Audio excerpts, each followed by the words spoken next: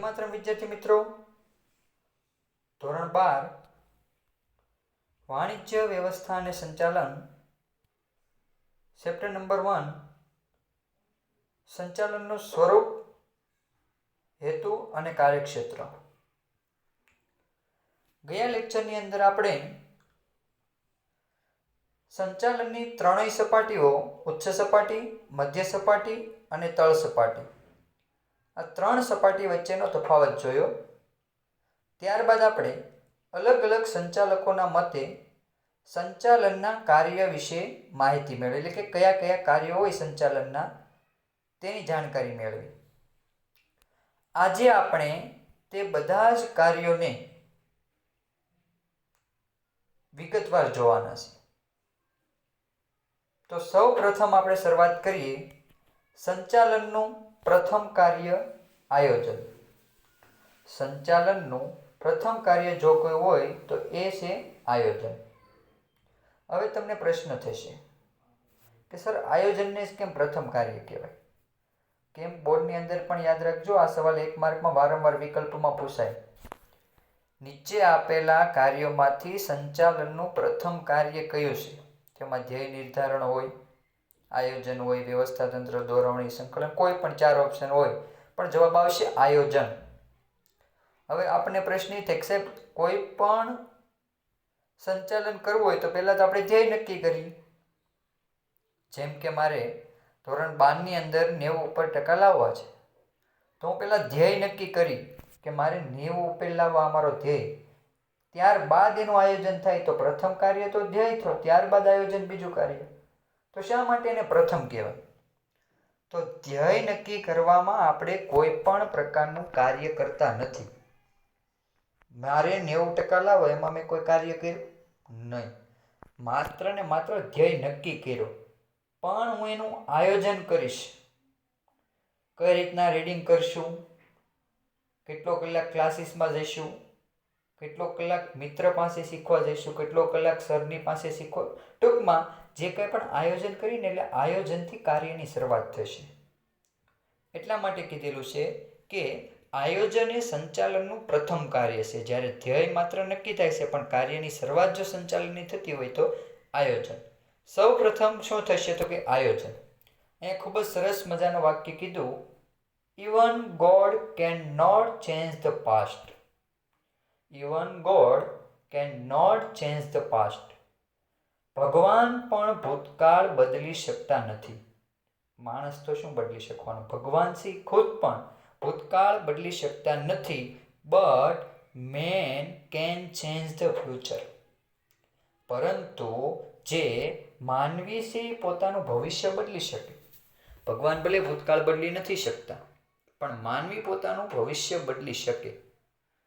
દાખલા તરીકે કોઈ વિદ્યાર્થી મિત્ર ધોરણ 10 ની અંદર પ્રથમ પરીક્ષામાં નપાસ થયો છે, ઉત્તીર્ણ થયો નથી, તો એ ભૂતકાળ બદલી શકવાના નથી. પણ જો એ સારા પ્રમાણમાં આયોજન કરશે તો એનું ભવિષ્ય જરૂર બદલી શકે. એટલે કીધું કે ભગવાન પણ એનો ભૂતકાળ બદલી શકતા નથી, તો માણસ છે એ ભૂતકાળ બદલી શકવાનો નથી, પરંતુ માણસ છે એનું ભવિષ્ય બનાવી શકે. પણ એ ભવિષ્ય શેના દ્વારા બનશે તો કે આયોજન દ્વારા.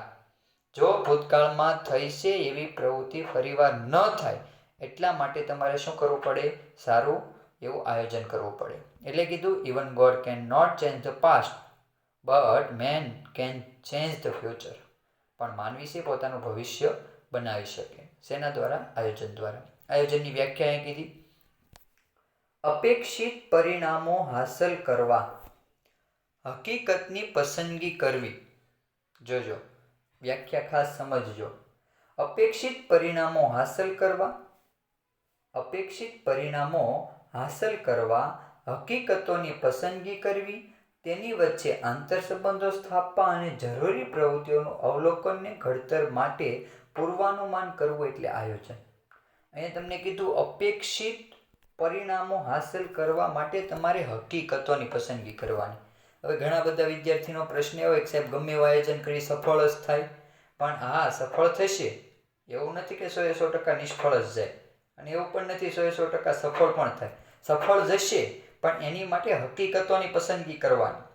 90% લાવવા છે એ હકીકત છે, આવી શકે 100માંથી, પણ એમ કે મારે 110% લાવવા, 110%નું આયોજન કરો, નહીં બને, આવવાના જ નથી. જે હકીકત નથી એનું કોઈ દિવસ આયોજન થતું નથી. એટલે કીધું અપેક્ષિત પરિણામો હાંસલ કરવા છે તમારે, તમારા જે પરિણામો છે એને હાંસલ કરવાના હોય તો હકીકતોની પસંદગી કરો અને તેની વચ્ચે આંતર સંબંધો સ્થાપો. એટલે કે કઈ પ્રવૃત્તિ કેવી રીતે કરશો, કોના દ્વારા કરશો, એ વગેરે વચ્ચે આંતર સંબંધો સ્થાપો. જરૂરી અવલોકન કરો અને પૂર્વાનુમાન. આયોજન તમને પૂછે આયોજનમાં શું જરૂરી છે, તો કે પૂર્વાનુમાન. પૂર્વાનુમાન કરો તેને કહેવાય આયોજન. પૂર્વાનુમાન એટલે અગાઉથી અનુમાન કરવાનું, આવું કરશું તો આવું થશે. એટલે કીધું આયોજનની વ્યાખ્યા ફરીવાર: અપેક્ષિત પરિણામો હાંસલ કરવા, હકીકતોની પસંદગી કરવાની, એની વચ્ચે આંતર સંબંધો સ્થાપવાના, જરૂરી એના ઉપર અવલોકન કરવાનું અને નીતિ ઘડતર કરવાની અને પૂર્વાનુમાન કરવાની પ્રક્રિયા એટલે આયોજન. અહીંયા કીધું સંચાલનના કાર્યની શરૂઆત આયોજનથી થાય છે. મેં વાત કરી ને, ધ્યેય નિર્ધારણ નહીં પણ કાર્યની શરૂઆત ક્યાંથી થશે? આયોજનથી. નક્કી કરેલા હેતુને સિદ્ધ કરવા માટે બીજી વ્યાખ્યા પણ, જો આ ઉપરની વ્યાખ્યા જ ન રહે તો નીચેની વ્યાખ્યા ખૂબ સરળ. કયું કાર્ય કોણ, ક્યારે, કેવી રીતે, કેટલા પ્રમાણમાં કરવાનું અને કાર્ય ક્યારે પૂર્ણ કરવાનું છે તે અગાઉથી કરવામાં આવતી બુદ્ધિપૂર્વકની વિચારણા એટલે આયોજન. ટૂંકમાં યાદ રાખવાનું, કયું કાર્ય કોણ, ક્યારે, કેવી રીતે, કોના દ્વારા કરશે વગેરે બુદ્ધિપૂર્વકની વિચારણાને શું કહેવાય? આયોજન. કોણ, ક્યારે, કેવી રીતે, કેટલા પ્રમાણમાં કાર્ય કરશે વગેરે નક્કી કરવાની પ્રક્રિયાને શું કહેવાય? આયોજન. માત્ર નક્કી કરવાનું આવશે આયોજનમાં, માત્ર નક્કી થશે, કોઈ કાર્ય થશે નહીં. તમારું એક કાગળ ઉપરનું આખું મેનુ બની જશે આ રીતના કરવાનું. એટલે કે માત્ર નક્કી કરવાની જે પ્રવૃત્તિ છે એને કહેવાય આયોજન. ભવિષ્ય માટેની પૂર્વ વિચારણા વર્તમાન સમયમાં કરવી એટલે આયોજન. બીજી વ્યાખ્યા કીધી ભવિષ્ય માટેની. શું કીધું? ભવિષ્ય માટેની પૂર્વ વિચારણા વર્તમાનમાં કરવાની. 90% લાવવા છે એ ભવિષ્યમાં લાવવાના છે, વર્તમાનમાં અત્યારે એનું આયોજન બનાવવા મળીએ આપણે. એટલે કીધું ભવિષ્ય માટેની વિચારણા જો તમે વર્તમાનમાં કરો છો તો પણ એને શું કહેવાય? આયોજન. ભવિષ્યમાં આવનારા જોખમો અને અનિશ્ચિતતાઓ ઘટાડવા માટે આયોજન છે એ જરૂરી છે. ભવિષ્યમાં તમારા જે જોખમો હોય, જે અનિશ્ચિતતા હોય એને ઘટાડવા માટે શું જરૂરી છે? આયોજન. આયોજનો કરશું તો જે ભૂતકાળમાં પરિણામો આવ્યા એવા પરિણામો આપણને મળશે નહીં, સારા પરિણામો મળશે.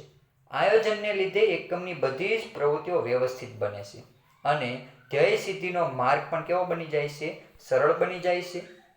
ધ્યેય સિદ્ધિ કરવા માટે વૈકલ્પિક માર્ગો હોય ત્યારે શ્રેષ્ઠ માર્ગની પસંદગી કોણ કરશે? આયોજન કરશે.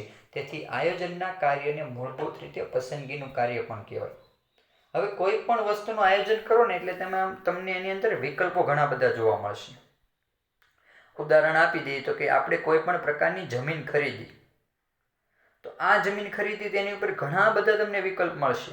એ જમીનમાં ખેતી કરીને પૈસા કમાવા, એ જમીનને વેચીને ડબલ પૈસા કમાવા, એ જમીન ઉપર તમારે મકાન બનાવીને રહેવું, એ જમીન ઉપર તમારે શાળા ખોલીને આવક કમાવી, એ જમીન ઉપર તમારે કંપની બનાવીને આવક કમાવી. ઘણા બધા વિકલ્પ તમને મળશે, પણ એ વિકલ્પમાંથી શ્રેષ્ઠ વિકલ્પની તમને પસંદગી કોણ કરશે? આયોજન. તમે આયોજન બનાવશો, ભાઈ શાળા બનાવશો તો કેટલા પૈસા મળશે, કંપની બનાવશો તો કેટલા મળશે, જમીન વેચશો તો કેટલા. એટલે ટૂંકમાં જે કાંઈ પણ આયોજન બનાવો એમાંથી શ્રેષ્ઠ વિકલ્પ કોણ આપશે? આયોજન. એટલા માટે કીધું આયોજનનું કાર્ય એ પસંદગીનું કાર્ય છે. ઘણા બધા વિકલ્પ તમારી સામે મૂકેલા છે. 90% લાવવા છે તો ઘણા બધા વિકલ્પો હશે. માત્ર ને માત્ર ચોપડી વાંચવી, નવનીત ને બધું તમારે ઓલ ઓવર કવર, ઘણા બધા વિકલ્પો. શિક્ષકની મદદ લેવી, મિત્રની મદદ લેવી, ક્લાસીસમાં જોઈન થવું, ઘણા બધા. પણ એમાંથી શ્રેષ્ઠ વિકલ્પ છે તમને આયોજન આપશે. એટલે કીધું આયોજનના કાર્યને આયોજનનું જે કાર્ય છે એ મૂળભૂત રીતે પસંદગીનું કાર્ય, કેમ કે એમાં આપણે ઘણા બધા વિકલ્પોની પસંદગી કરવાની હોય છે. ત્યારબાદ કીધું સંચાલનના અન્ય કાર્યો. સૌપ્રથમનું કાર્ય આયોજન. ધ્યેય નક્કી કરો એટલે સૌપ્રથમ કરશો આયોજન. આયોજન કર્યા બાદ અહીં કીધું સંચાલનના અન્ય કાર્યો જેવા કે વ્યવસ્થાતંત્ર, કર્મચારી વ્યવસ્થા, સંકલન અને અંકુશ, આ વગેરેનો આધાર કોના ઉપર રહેલો છે? આયોજન ઉપર. સ્વાભાવિક છે, કોઈ પણ કાર્યનું પહેલાં આયોજન થાય તો એના આધારે એની વ્યવસ્થા તંત્ર કરી શકો. મારે કોઈ પણ કંપની છે એની અંદર 1,00,000 ટનનું ઉત્પાદન કરવું, આમે આયોજન બનાવ્યું, કોણ કરશે, કેવી રીતે કરશે, બધું આયોજન બનાવ્યું, તો ત્યારબાદ હું તેની વ્યવસ્થા ગોઠવી શકું. કે ભાઈ આ રીતના વ્યવસ્થા કરવાથી, આ રીતના માલ સામાન લઈ જવાથી, લાવવાથી ઝડપી આવશે, નહીં આવે, એટલા નાણાં કર્મચારીને ઝડપથી ચૂકવશું તો વધુ ઉત્પાદન કરશે, વગેરે વ્યવસ્થા કરવાની હોય. ત્યારબાદ થશે કર્મચારી વ્યવસ્થા, ત્યારબાદ સંકલન અને ત્યારબાદ અંકુશ. એટલે કે આયોજન થયા બાદ આ બધા જ કાર્ય થશે, એ સિવાય થઈ શકવાના નથી. એટલે કીધું કે આ આયોજન ઉપર બધા કાર્યો આધાર રાખે છે. આયોજન વગર કોઈ કાર્ય થવાનું નથી. આ હતું મિત્રો આયોજન. આ બધા જ જે ટોપિક છે તમે ખૂબ જ એના અર્થ અત્યારે સમજવા ખૂબ જરૂરી. ખાલી અર્થ સમજજો, વધારે પડતો એના તમને આગળ પાઠ આપેલા જ છે. આની પછીનો જે ત્રીજો પાઠ આવશે, બીજોની અને ત્રીજો પાઠ, એ આયોજનને લગતો છે. ચોથો પાઠ છે એ વ્યવસ્થાનો છે. પછી ત્યારબાદ સાતમો પાઠ કર્મચારી વ્યવસ્થા. એટલે એની તમે વિગતે જોવાના જ છો, પણ અત્યારે એનો અર્થ સમજવો ખૂબ જરૂરી. જો અર્થ આવડશે તો ચેપ્ટર સમજવામાં કોઈ તમને લાંબી તકલીફ પડવાની નથી. આયોજનનો અર્થ ફરીવાર કહી દો. કઈ પ્રવૃત્તિ ક્યારે, કેવી રીતે, કોના દ્વારા કરવી વગેરે નક્કી કરવાની પ્રવૃત્તિ એટલે આયોજન. આયોજન છે એ સંચાલનનું પ્રથમ કાર્ય છે, અને આયોજન થયા બાદ જ સંચાલનના બીજા કાર્ય થાય છે. ત્યારબાદ જોઈએ વ્યવસ્થા તંત્ર, જેને કહેવાય પ્રબંધ. વ્યવસ્થા તંત્ર એટલે કે પ્રબંધ, ઓર્ગેનાઇઝેશન. સમાન હેતુની સિદ્ધિ અર્થે કાર્યરત વ્યક્તિઓ વચ્ચે સત્તા અને જવાબદારીની વહેંચણી કરતા માળખાને કહેવાય વ્યવસ્થા તંત્ર. બે શબ્દ એની અંદર યાદ રાખવાના, એક તો સત્તા અને જવાબદારી. કોઈ પણ એકમ હોય ને ત્યાં તમારે સત્તા અને જવાબદારી આપવી જ પડે.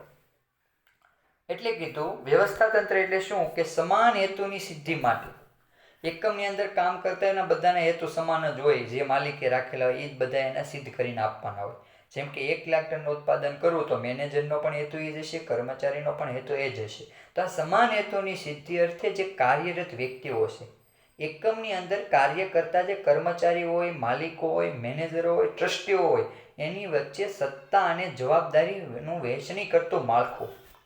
કોની કેટલી સત્તા અને કોની કેટલી જવાબદારી વગેરેની વહેંચણી કરતા માળખાને કહેવાય વ્યવસ્થા તંત્ર. મેનેજર છે તો એની કેટલી સત્તા, એની કેટલી જવાબદારી, કે ભાઈ એની નીચેના કર્મચારીને ધ્યાન રાખવા એની સત્તા, એને ઓર્ડર કરી શકે એની સત્તા. જ્યારે એની જવાબદારી, એ કામ ન કરે તો એને માર્ગદર્શન આપવું એની જવાબદારી. તેમ સત્તા ન કરે તો એની માહિતી માલિકોને આપી એની જવાબદારી. એટલે કે સત્તા અને જવાબદારીનું વહેંચણી કરતો માળખો એટલે વ્યવસ્થા તંત્ર. આયોજન દ્વારા ધ્યેય, નીતિ, કાર્યક્રમ વગેરે નક્કી કરવામાં આવે છે. આયોજન દ્વારા શું થશે? ધંધાના ધ્યેય નક્કી થશે, નીતિ નક્કી થશે, જ્યારે કાર્યક્રમ નક્કી થશે. જેને પાર પાડવા માટે શું કરવામાં આવે છે? વ્યવસ્થા તંત્રની રચના કરવામાં આવે. આયોજન માત્ર નક્કી કરશે કે અમારા ધ્યેય કેટલા, અમારી નીતિ કેટલી ને કેવી રીતે સિદ્ધ કરશું. પણ વ્યવસ્થા તંત્ર છે કઈ રીતના સિદ્ધ કરશું એ બધી વ્યવસ્થા કરીને આપે. એટલે કીધું આયોજનમાં ધ્યેય, નીતિ ને કાર્યક્રમ નક્કી થશે, જ્યારે એને કઈ રીતે પાર પાડવા એ કેમાં નક્કી થશે? વ્યવસ્થા તંત્રમાં. નિર્ધારિત ધ્યેયને સિદ્ધ કરવા માટે એકમની પ્રવૃત્તિને જુદા જુદા વિભાગોમાં જુદા જુદા માનવ જૂથો વચ્ચે વહેંચી દેવામાં આવે છે. એકમની જે પ્રવૃત્તિ હોય, નિર્ધારિત પ્રવૃત્તિ, એને શું કરવામાં આવે? જુદી જુદી રીતે જુદા જુદા વિભાગમાં વહેંચી દેવામાં આવે, જેથી કરીને કાર્ય કેવું બને? સરળ બને. અને તેમની સત્તા અને જવાબદારીની વહેંચણી કરવામાં આવે છે, જેને શું કહેવાય? વ્યવસ્થા તંત્ર અથવા તો પ્રબંધ. વ્યવસ્થા તંત્રની ટૂંકી વ્યાખ્યા યાદ રાખવાની, સત્તા અને જવાબદારીનું વહેંચણી કરતું માળખું એટલે વ્યવસ્થા તંત્ર. વ્યવસ્થા તંત્રની રચના કરવાથી કોણ કોની દેખરેખ રાખશે, કાર્ય અંગે સત્તા અને જવાબદારી કોની રહેશે, વ્યક્તિઓ વચ્ચેના આંતર સંબંધો કેવા રહેશે વગેરેનો ખ્યાલ આવે છે. આ વ્યવસ્થા તંત્રથી આપણને શું ફાયદો થશે? તો કે વ્યવસ્થા તંત્રને કારણે આપણે નક્કી કરી શકાય કોણ કેવું કાર્ય કરશે, કોણ કોને જવાબદાર છે, કોણ કોના ઉપર દેખરેખ રાખી શકે, કોની કેટલી સત્તા અને કોની કેટલી જવાબદારી વ્યવસ્થા તંત્ર નક્કી કરીને આપશે. ત્યારબાદ કીધું આયોજન. વારંવાર વિધાન પૂછાય 2 માર્ક અથવા 3 માર્કમાં. આયોજન એ ધંધા કે એકમનું મગજ છે. આયોજન એ ધંધા કે એકમનું મગજ છે, જ્યારે વ્યવસ્થા તંત્ર એ શારીરિક માળખું છે. આયોજન છે ધંધા કે એકમનું મગજ ગણવામાં આવે, જ્યારે વ્યવસ્થા તંત્રને શારીરિક માળખો ગણવામાં આવે. શા માટે? મગજનું કાર્ય શું હોય? કમાન્ડ આપવાનું. કમાન્ડ એટલે કે આ કાર્ય કર, હાથ ઊંચો થાય હાથ ઊંચો થાય, નીચો થાય નીચો. કમાન્ડ મગજ આપે ત્યારે કાર્ય કોણ કરે? શરીરના અંગો. એવી રીતના આયોજન માત્ર કમાન્ડ આપશે, એની અંદર બધું નક્કી હશે આવું આવું કરવાનું. જ્યારે શારીરિક માળખું કયું છે? વ્યવસ્થા તંત્ર. એ બધાનો શું કરશે? અમલ કરશે. એટલે કીધું આયોજન એ ધંધાકીય એકમનો મગજ છે, જ્યારે વ્યવસ્થા તંત્ર એ શારીરિક માળખું છે. માનવ શરીરના મગજનું કાર્ય શું હોય? જ્યાં તમને સમજાવેલું છે. માનવ શરીરના મગજનું જે કાર્ય હોય કયું હોય? કીધું માનવ શરીરના મગજનું કાર્ય બૌદ્ધિક નિર્ણયો લેવાનું છે. તેનો અમલ કોને કરવાનો? એ શરીરના વિવિધ અંગોને કરવાનો હોય છે. માનવ શરીરનું કાર્ય માત્ર શું હોય છે? બૌદ્ધિક નિર્ણયો લેવાનું. જ્યારે એનો અમલ કરવાનું જે કાર્ય છે શરીરના અંગોનું હોય છે. તેવી જ રીતે ધંધાકીય એકમમાં આયોજનનું કાર્ય છે બૌદ્ધિક નિર્ણય લેવાનું છે. જ્યારે આયોજનમાં લેવાયેલા જે નિર્ણય હોય એનો અમલ કોને કરવાનો હોય? તો કે એકમના વિવિધ વિભાગોમાં કાર્ય કરતા કર્મચારીના કાર્યો, સત્તા અને જવાબદારીની સોંપણી દ્વારા કરવામાં આવે છે.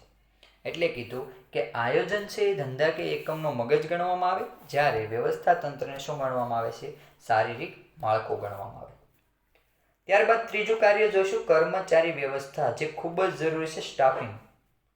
સ્ટાફિંગ ખૂબ જ જરૂરી. કર્મચારી વ્યવસ્થા ધંધાકીય એકમનો સૌથી મોટો જો કોઈ પ્રશ્ન હોય છે કર્મચારી વ્યવસ્થા.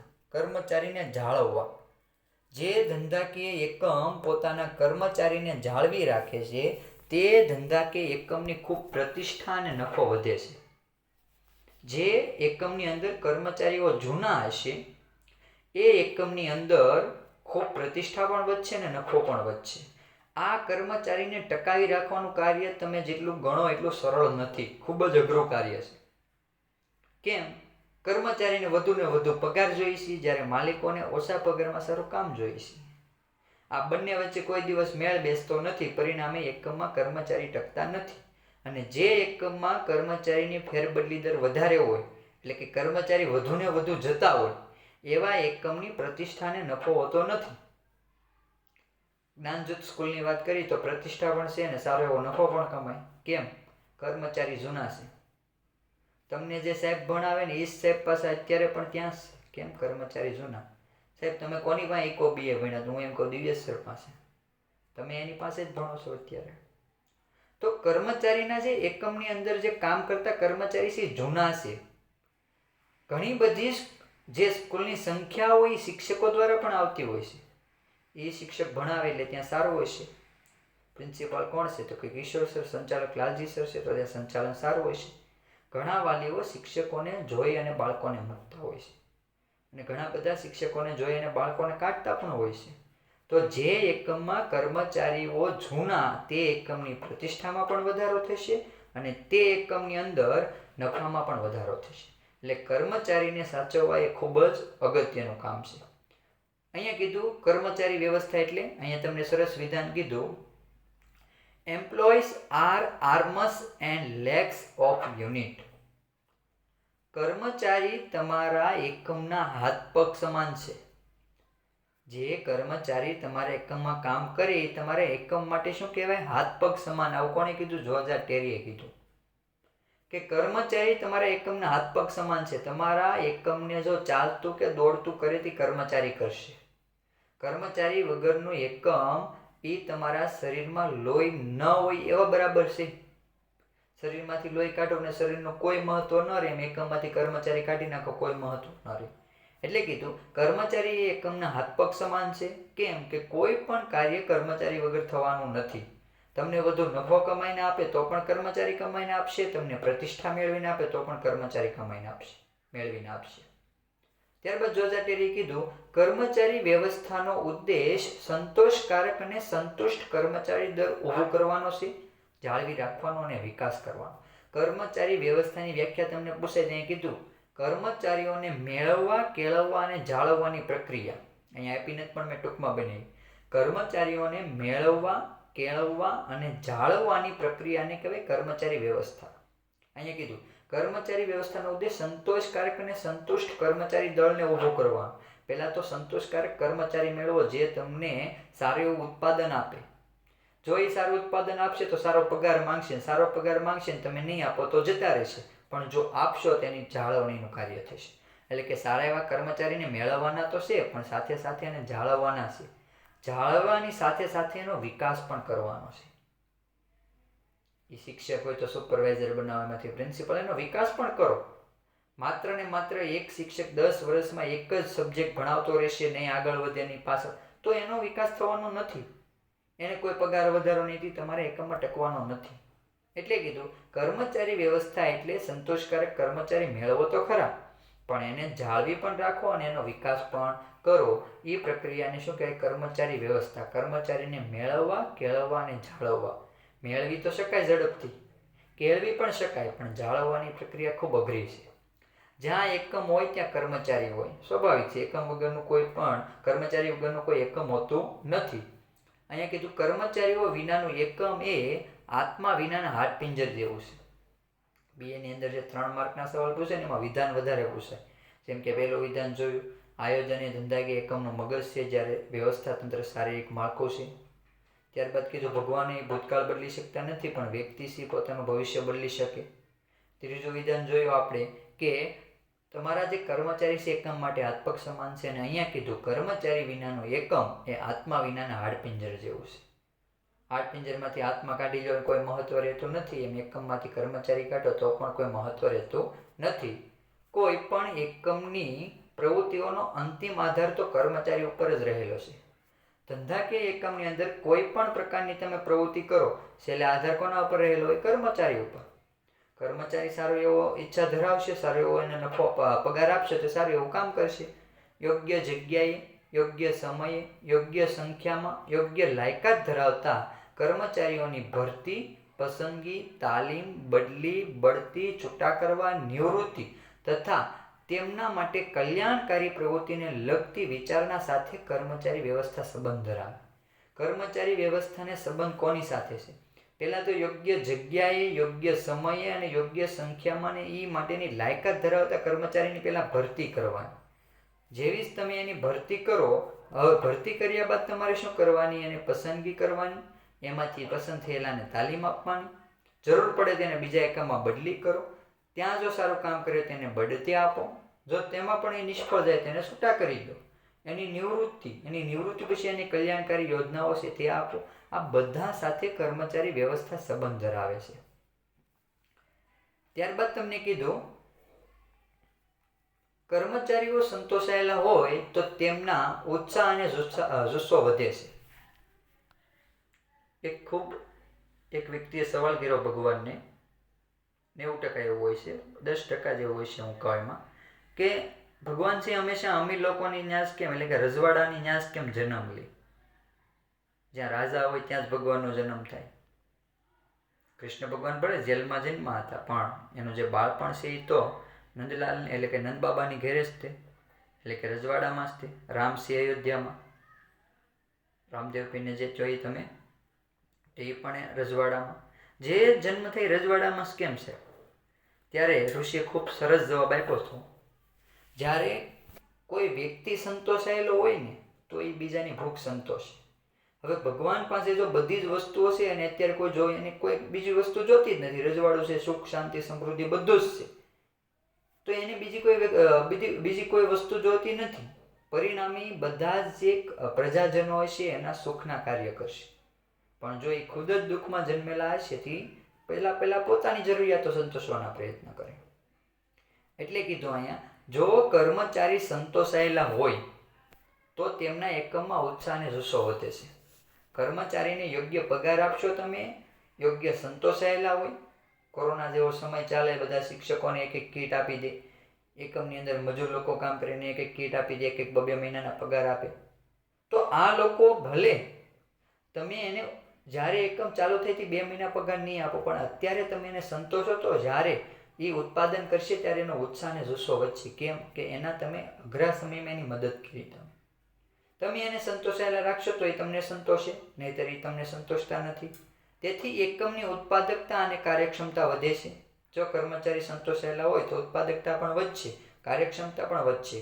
કર્મચારી વ્યવસ્થામાં ઔદ્યોગિક એકમમાં કામ કરતા કર્મચારીને લગતા પ્રશ્નોનો અભ્યાસ પણ કરવામાં આવે છે.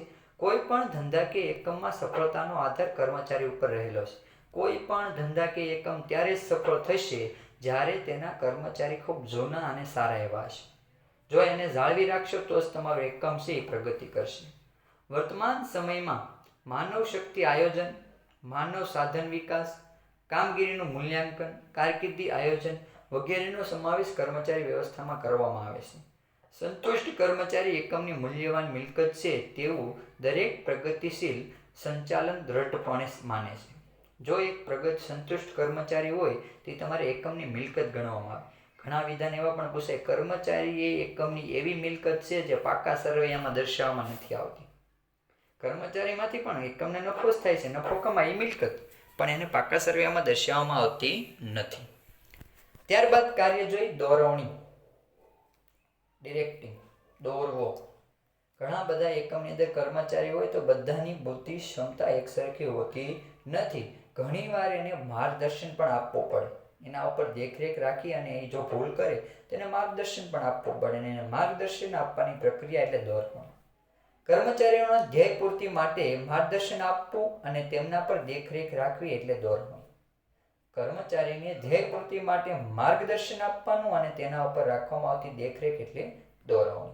અહીંયા કીધું, નિર્ધારિત ધ્યેય પ્રાપ્ત કરવા માટે એકમમાં કામ કરી રહેલા જે કર્મચારીઓને માર્ગદર્શન આપવું અને તેમના ઉપર અસરકારક દેખરેખ રાખવાનું કાર્ય ખૂબ જ અગત્યનું છે. ઔદ્યોગિક એકમોમાં હેતુ નક્કી કરી તેનું આયોજન કરવામાં આવે છે. આદર્શ વ્યવસ્થા તંત્રની રચના થાય છે. માલ સામાન અને યંત્રની ખરીદી થાય છે. કર્મચારીની નિમણૂક કરવામાં આવે છે. પરંતુ જ્યાં સુધી અધિકારીઓ તેમના હાથ નીચે જે કામ કરતા કર્મચારી છે એના કામદારોને કામ કેવી રીતે કરવાનું તેનું માર્ગદર્શન જો પૂરું ન પાડે તો ઉપરયુક્ત બધા જ પ્રયત્નો નકામા નીવડે છે. દોરવણી વગર સંચાલનના અન્ય કાર્યો નિરર્થક ગણાય છે. દોરવણીના કાર્યમાં તાબેદારોને માર્ગદર્શન પૂરું પાડવું, દેખરેખ રાખવી, હુકમો કે સૂચનો પૂરા પાડવા વગેરે જેવા કાર્ય કીધા પૂરા પાડવા, કામનું નિર્ધારણ કરવું, કામદારોને પ્રેરણા આપવી, નેતૃત્વ પૂરું પાડવું વગેરે કાર્યોનો સમાવેશ થાય. દોરવણી એ સંચાલનની દરેક સપાટી અને સતત ચાલતી પ્રવૃત્તિ છે. ઘણું બધી વાત કીધી દોરવણી વિશે કે તમે સારું એવું આયોજન કરી નાખો, સારું એવું વ્યવસ્થા તંત્ર કરી નાખો, યંત્રની ગોઠવણી કરી નાખો, કર્મચારીને તમે ભરતી કરી નાખો, પસંદગી કરી નાખો, તાલીમ આપી દો, પણ એને કયું કાર્ય કેવી રીતે કરવું અને એ કાર્ય એ કરે છે કે નહીં એની ઉપર દેખરેખ રાખો અને ન કરે તેને માર્ગદર્શન આપો. જ્યાં સુધી દોરવણી ન થાય ત્યાં સુધી બધા જ કાર્ય નિરર્થક બને છે, સફળ થતા નથી. અને દોરવણીના કાર્યમાં તાબેદારને શું શું આપવાનું, તો માર્ગદર્શન આપવાનું, એના ઉપર દેખરેખ રાખવાની, હુકમો આપવાના, સૂચનો પૂરા પાડવાના. ત્યારબાદ કીધું કામદારોને પ્રેરણા આપવાની, નેતૃત્વ પૂરું પાડવા, બધા જ કાર્યનો દોરવણીમાં સમાવેશ થાય. અને દોરવણી છે સંચાલનની બધી જ સપાટીએ થાય, ઉચ્ચ સપાટીએ પણ થાય. ઉચ્ચ સપાટીમાં પણ ટ્રસ્ટીઓ જે છે એ જનરલ મેનેજરોને માહિતી આપતા હોય, દોરવણી આપતા હોય કેમ મેનેજ એટલે કે કેમ તમે એ લોકોને બધું હેન્ડલ કરવું. મધ્ય સપાટી વિભાગીય અધિકારીઓ એને મળતી હોય, તળ સપાટી કર્મચારીઓને દરરોજ મળતી હોય. એટલે દોરવણી છે સંચાલનની દરેક સપાટીએ થાય. આ પણ એક માર્કમાં પૂછાઈ શકે વિકલ્પોમાં. નીચેનામાંથી કયું કાર્ય સંચાલનની દરેક સપાટીએ થાય, તો જે દોરવણી છે સંચાલનની દરેક સપાટીએ થશે. ત્યારબાદ વાત કરી અંકુશ, કંટ્રોલિંગ. એક વિધાન એ પણ પૂછાય કે આયોજન છે એ અંકુશનો જન્મદાતા છે. જ્યાં સુધી આયોજન ન થાય ત્યાં સુધી અંકુશ ન રાખી શકો. પેલા અંકુશની વ્યાખ્યા જોઈએ. કીધું, પ્રયત્ન અને પરિણામો તથા સાધનો અને ઉદ્દેશો વચ્ચે સંતુલન સાધવાનું કાર્ય એટલે અંકુશ. પ્રયત્ન અને પરિણામો, આપણે કેટલા પ્રયત્ન કર્યા અને એમાં કયા પરિણામો આવ્યા. સાધનો અને ઉદ્દેશો, આપણા ઉદ્દેશો કેવા હતા ને સાધનો કેટલા વપરાણ, એની વચ્ચે સંતુલન સાધવાનું કાર્ય જો કોઈ કરે તે અંકુશ. આપણા પ્રયત્ન હતા 90% લાવવાના, એનું પરિણામ શું આવ્યું, તો 85 આવ્યા છે, 90 નહીં આવ્યા. કેમ, તો સાધનો છે એનો કેટલો ઉપયોગ કર્યો, ક્યાં ભૂલ કરી, એ વગેરે આપણે શોધી. પણ કઈ શોધી શકાય, જો આપણે અંકુશ રાખ્યો હોય તો. એકમની વાત કરું તો દરરોજનું 100 એકમ ઉત્પાદન કરું, આ એના પરિણામ ધ્યેય છે. પણ એમાંથી એણે માત્ર 90 એકમ ઉત્પાદન કર્યું તો 10 એકમ ન થયા, પરિણામ 90 આવ્યા, 10 ન આવ્યા. કેમ ન આવ્યો, જો એના ઉપર અંકુશ રાખેલું હોય તો એ આપણે શોધી શકાય. એટલે અંકુશ છે એ તમારા જે વિચલનો હોય, જે ભૂલ હોય એ શોધે છે અને એ ભૂલને કેમ દૂર કરવી એ માટેના રસ્તાઓ બતાવે છે. અંકુશ એ સંચાલનનું અંતિમ કાર્ય છે. જો અંકુશમાં તમે સફળ થઈ જાઓ તો તમારું સંચાલન સફળ થઈ જશે. કોઈ પણ પ્રકારના વચ્ચે વિચલનો ઊભા થતા નથી, ભૂલ ઊભી થતી નથી, તો તમારો જે ધ્યેય હોય એ પૂરા થશે. નિર્ધારિત ધ્યેય સિદ્ધ કરવા માટે એકમની પ્રવૃત્તિઓ આયોજન મુજબ થાય છે કે નહીં તે જોવાના કાર્યને અંકુશ કહેવાય છે. જૂના પ્રણાલિકાગત ખ્યાલ મુજબ અંકુશે કર્મચારીની પ્રવૃત્તિ ઉપર નિયંત્રણો મૂકવા, કડક વલણ અપનાવવું, કર્મચારીની ભૂલ કરે તો તેમને શિક્ષા કે દંડ કરવો, બદલી કરવી કે બઢતી કરવી, તેમની બઢતી અટકાવવી તેવો હતો. આ એક અંકુશનો નકારાત્મક ખ્યાલ છે. પહેલા એવો ખ્યાલ લેવામાં આવતો કે અંકુશ છે ને એ કેવું હતું તો કે ભાઈ અંકુશ કરવાથી કર્મચારી ઉપર ત્રાપ મુકાય છે, એના ઉપર કડક પ્રકારનું વલણ અપનાવાય છે, કર્મચારીની વારંવાર ભૂલ જ કહેવામાં આવે અને શિક્ષાને દંડ આપવા માટે અંકુશ રાખવામાં. પણ એવું નથી. અંકુશ રાખવાથી કર્મચારીની કાર્યક્ષમતા વધે. એ નથી કરતો તો કેમ નથી કરતો, એની કઈ ભૂલ આવી, ભૂલ તમે જાણી શકો, એ ભૂલને કેમ સુધારી શકાય, એની બદલી કે બઢતી અટકાવવા માટે અંકુશ રાખવામાં નથી આવતું, પણ એ એકમના ધ્યેયને નિર્ધારિત રીતે સિદ્ધ કરવા માટે અંકુશ રાખવામાં. એટલે એ જે ખ્યાલ છે નકારાત્મક છે. જ્યારે આધુનિક સમયમાં અંકુશનો ખ્યાલ હકારાત્મક છે. કઈ રીતે હકારાત્મક છે તો જોઈએ, તે સુધારાલક્ષી પ્રવૃત્તિ છે. સુધારાલક્ષી 90માંથી 85 5 કેમ ના આવ્યો તો ફરીવાર બીજા ધોરણની અંદર આપણને સુધારાલક્ષી પ્રવૃત્તિ અંકુશ રાખેલો હોય છે તો ખ્યાલ આવશે. કારણ કે અંકુશના કાર્ય થઈ રહેલા કાર્યને અટકાવતું નથી, પરંતુ જો કાર્ય આયોજન મુજબ થતું ન હોય તો તેને અટકાવી તેની સાચી દિશામાં લઈ જવાનો છે. ભૂતકાળમાં થયેલ ભૂલો ભવિષ્યમાં પુનરાવર્તન ન થાય તે જોવાનું છે. ભૂતકાળમાં જે કાંઈ પણ આપણે ભૂલો કરેલી છે એ ભવિષ્યમાં ન થાય તે માટે જો કોઈ સાચી દિશા આપતો હોય તે અંકુશ, એટલે કે અંકુશ છે તમારી ભૂલો સુધારવા માટે છે, એ તમારી ઉપર ત્રાપ મૂકતો નથી. ત્યારબાદનું કાર્ય જોઈ સંકલન. આજના વિડીયોમાં આપણે છેલ્લું આ સંકલન જોઈને આપણે આજનો લેક્ચર પૂરો કરશું. કોઓર્ડિનેશન, સંકલન જોઈ.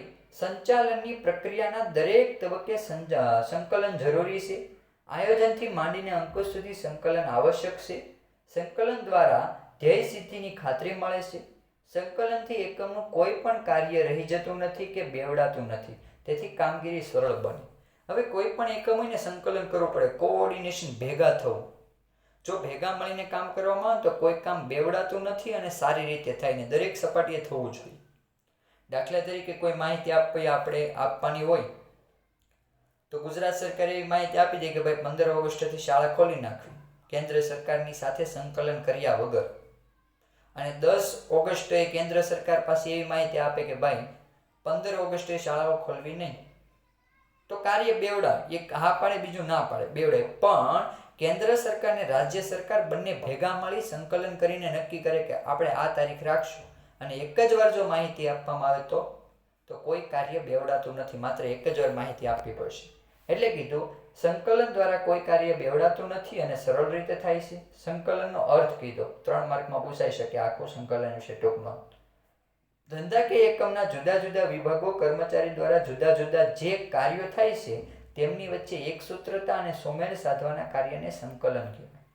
ધંધાકીય એકમમાં એક તો જુદા જુદા વિભાગ હશે, એમાં કાર્ય કરવાવાળા વ્યક્તિઓ પણ જુદા જુદા વચ્ચે, આ જુદા જુદા વિભાગ અને જુદા જુદા વ્યક્તિઓ વચ્ચે એક સૂત્રતા, એક રીતે કાર્ય થાય અને સુમેળ સાધાય, એ વચ્ચે એકતા જળવાય, એ માટેના કાર્યને કહેવાય સંકલન. સંકલનના લક્ષણો તમને અહીં આપેલા છે.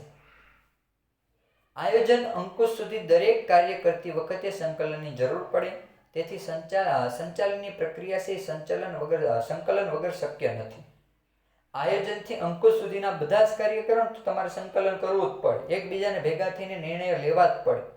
સંચાલનની પ્રક્રિયા એ સંકલન વગર થઈ શકતી નથી. બીજું કીધું કે સંચાલનની દરેક સપાટીએ સંકલન જોવા મળશે. ઉચ્ચ સપાટી હોય, મધ્ય સપાટી કે તળ સપાટી, ત્રણેય સપાટીએ સંકલન જરૂરી છે. સંકલનની સફળતા માટે માહિતી સંચારની વ્યવસ્થા કાર્યક્ષમ હોવી જોઈએ. જો તમારે સંકલનને સફળ બનાવવું છે તો માહિતી સંચારની વ્યવસ્થા કાર્યક્ષમ હોવી જોઈએ. જો માહિતી આપવાવાળા યોગ્ય હશે, યોગ્ય માહિતી મળશે.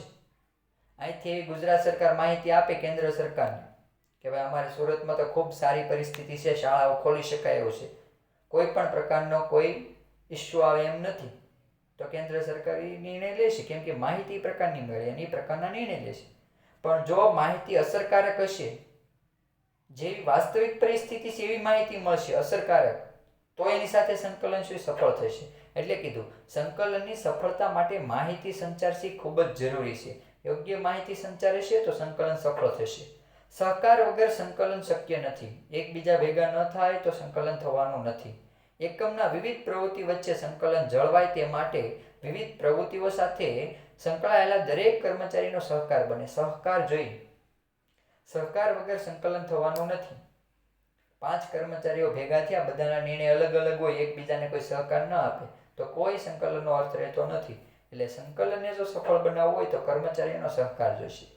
ધંધાકીય એકમની અંદર ધંધાકીય એકમના સાધનોનો મહત્તમ ઉપયોગ સંકલન દ્વારા શક્ય બને.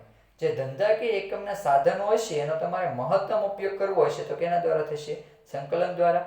સંચાલનના દરેક કાર્યમાં સંકલન સમાયેલું છે, તેથી સંકલનને સંચાલનનો આત્મા કહેવાય. કોઈ પણ કાર્ય લ્યો, આયોજન, વ્યવસ્થા તંત્ર, દોરવણી, કર્મચારી વ્યવસ્થા, માહિતી સંચાર, અંદાજપત્ર, બધા જ કાર્ય એવા છે જે એકબીજાના સાથ સહકારને ભેગા મળીને થાય. એની વગર છે સંકલન વગર સંચાલન થતું નથી. એટલે કીધું સંચાલનનો આત્મા છે સંકલન છે. હવે આ સંકલનનું મહત્વ જોઈ કે આ સંકલનનું મહત્વ શું, એનાથી શું ફાયદા થાય આપણને.